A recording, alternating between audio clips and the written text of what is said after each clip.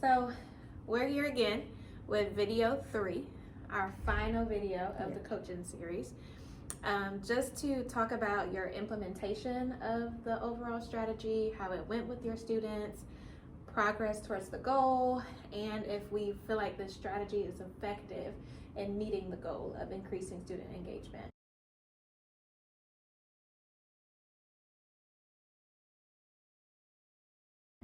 So overall, so far, how are you feeling? I think that it's a good strategy. It does have the kids more engaged. From initially that I had a few students that wanted to phone a friend and were scared to answer, and then after a couple of times of implementing the strategy, I have all the kids pretty much all the kids wanting to answer the question, and it seems like it built their confidence in math a little. Nice, right? So, like I can actually answer it right. Yeah. Maybe if I focus a little bit more and just pay attention a little bit more, I can actually get the answers to these.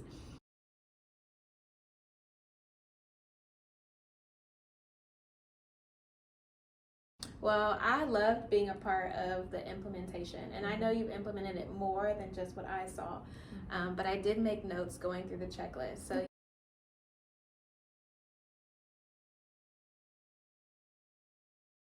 you definitely made sure all the names were in the will. You didn't leave anyone out. You did a great job of introducing the strategy to them, and I could tell you had already did it with them, which was nice. But they were excited, right? Like I could just tell on their faces. They were really genuinely excited it's like you hadn't even started yet, but they wanted to be picked, right? Like they're hoping they're the ones that are picked. You did a great job of celebrating the students that were called on with the confetti that pops up and everything, and just making them feel really special. You did allow them to use the lifeline for the students that needed it. You removed any student who answered it without the lifeline, and actually put that you used it 6 times throughout the mini lesson and the guided practice. So definitely at least 5 times, right? To make sure that we were hitting a good number of students, and the students felt like, oh, what, you're only gonna do it one time and I didn't get it this one time, right? So 6 times is good, just for them to feel like within the lesson they had enough opportunity to be chosen, for sure.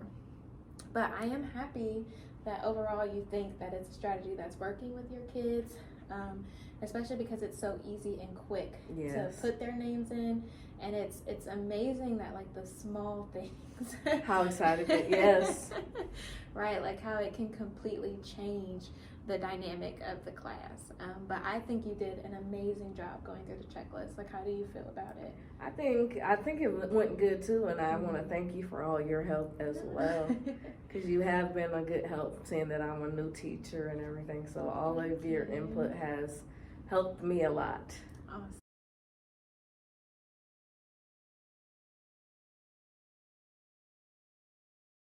Awesome.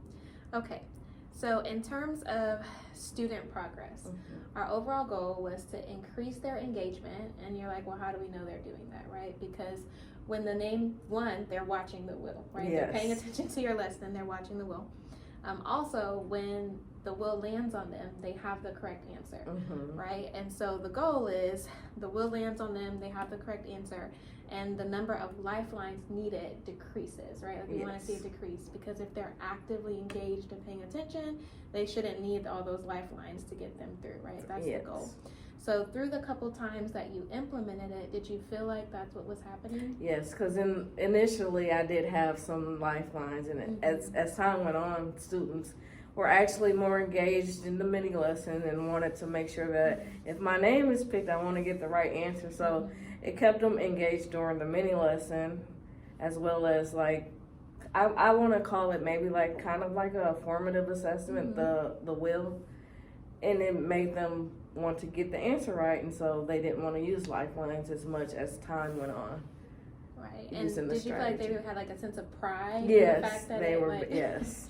That they could get the right answer and they didn't need the lifeline, right? Yes. Like, I don't need a lifeline. Yes. I can do this, right? Okay.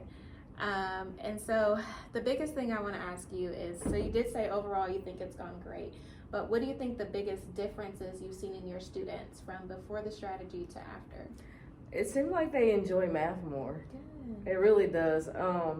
Because initially, at the beginning of the school year, I had students saying, well, I'm not good at math. I don't know how to do this. And they like really down themselves about math. But using this strategy, it seems like they have more confidence in themselves. Yeah. And so it kind of added on to your goal. Like we didn't even have that as a part of the goal to build their mathematical confidence, right? Yes. But it kind of came through this, which is really good, right? And amazing. So then I was going to say, what's different with the students? And so you're saying increase engagement and then just their ability to get the correct answers, right? That's what you think? Yes. Okay. And so overall, how has the strategy affected their ability to retain the information? What do you think? I think with the repetition, like, okay, we do the mini lesson and then we do the guided practice, and then I use that kind of as a formative assessment with the kids just to gauge what students know.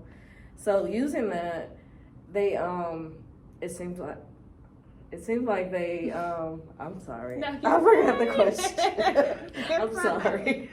You're fine. So how has the strategy just helped with their ability to retain all the information? Oh, okay. So I think it's helped a lot. Good. They want to know, they want to learn, and they want to get the answers right. So it seems as if they're practicing a lot.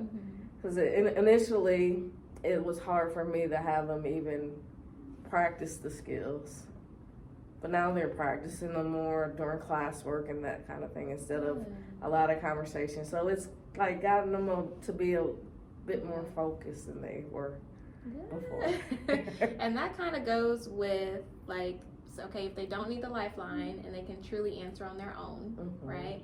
Then they can do the guided. They're less likely to need help during the guided practice. I guess that's a way to track progress as well, like towards the goal. Like, man, y'all can solve these problems and you don't need me, right? Like you're proving to me and yourself that I don't have to stand next to you when you do the guided practice because we were all engaged through our mini lesson, you know? Awesome. All right. So overall, like, do you think it's been worth your time implementing this strategy and doing it with your students? Yes. And what are you most proud of?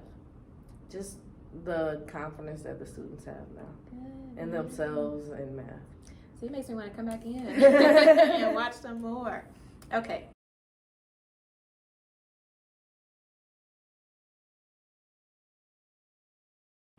So mostly we just have to make a decision overall and if we think we've hit the goal.